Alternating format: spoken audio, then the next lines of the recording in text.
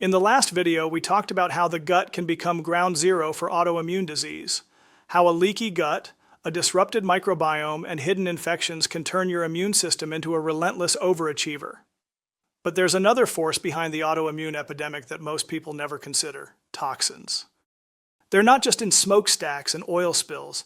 They're in your food, your water, your household products, even the air in your home.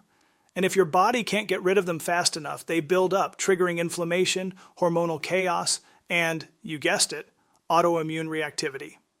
Let's take a closer look at how this toxic overload is quietly fueling immune system dysfunction.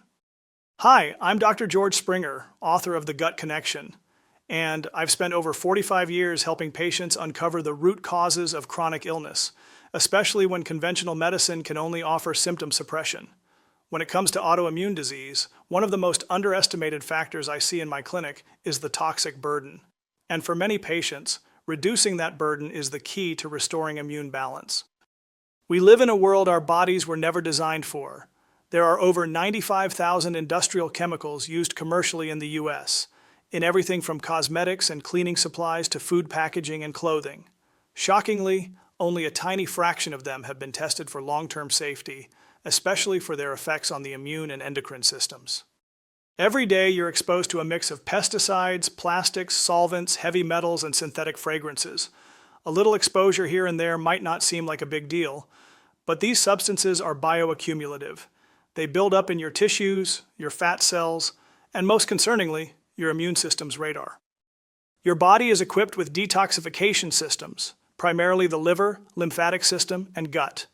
But they were built for the natural world, not for processing a cocktail of chemicals 24/7. And when those systems fall behind, your immune system is forced to step in as the cleanup crew. That's when things begin to unravel. The liver is your body's main filtration plant. Every time you eat, breathe, or absorb something through your skin, the liver decides whether to detox it or store it. But when it's dealing with a constant influx of internal and external toxins, it can become congested and sluggish. And it's not just the toxins from your environment. The liver also has to handle toxins that leak in from the gut, things like endotoxins from bad bacteria or yeast overgrowth. Then there are the byproducts of normal metabolism, which also require processing. Eventually, the liver gets overwhelmed. When that happens, the lymphatic system, which moves cellular waste out of the body, also slows down. You may notice puffiness, brain fog, fatigue, or skin breakouts. But under the surface, something more serious is happening. Your immune system is being provoked by substances it should never have had to deal with in the first place. This toxic backlog triggers an inflammatory response. And when that inflammation becomes chronic, the immune system can lose the ability to distinguish between outside threats and your own tissue. Many of the toxins you encounter every day come from what's on your plate. And I'm not just talking about junk food. Take seed oils like canola, soybean, and corn oil. These oils are high in unstable polyunsaturated fats, or PUFAs. When heated, they oxidize and create inflammatory byproducts that damage your cells and increase the burden on your liver. Then there's fructose, especially the kind found in high fructose corn syrup. Unlike glucose, fructose in refined foods is processed in the liver, and when consumed in excess, it can lead to fatty liver disease and increased oxidative stress, 2 more hits to your detox system.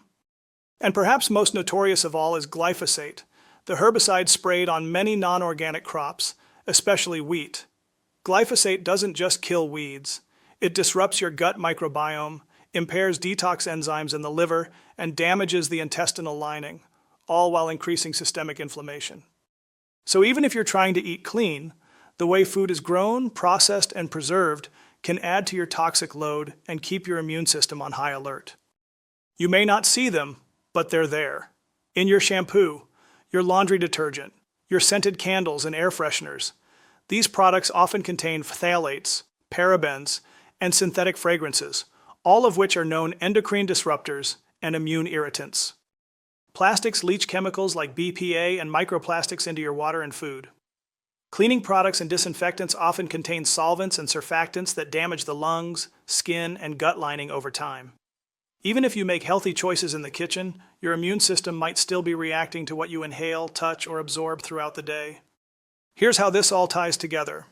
Your immune system is designed to respond to danger, but when the body is burdened by a constant stream of inflammatory chemicals, the immune system stays in fight mode. Over time, it becomes hypersensitive, confused, and, eventually, autoaggressive. It may start attacking cells in the joints, or the thyroid, or the gut lining. Not because it's broken, but because it's exhausted and surrounded by signals that something is wrong. That's when autoimmune disease takes hold. The good news is, this process is not irreversible. Your body wants to heal. It just needs less incoming stress and more support where it counts. In the next video, we're going to look at what you can actually do to lighten the toxic load, repair the gut, replenish nutrients, and restore immune balance without silencing your body's alarm bells. If this episode opened your eyes to the hidden toxic drivers of autoimmune disease, be sure to like, subscribe, and share it with someone who needs to hear it. And check the description for links to detox tools, gut healing protocols, and deeper resources. Join me in part 4, where we shift from problems to solutions. See you in the next video.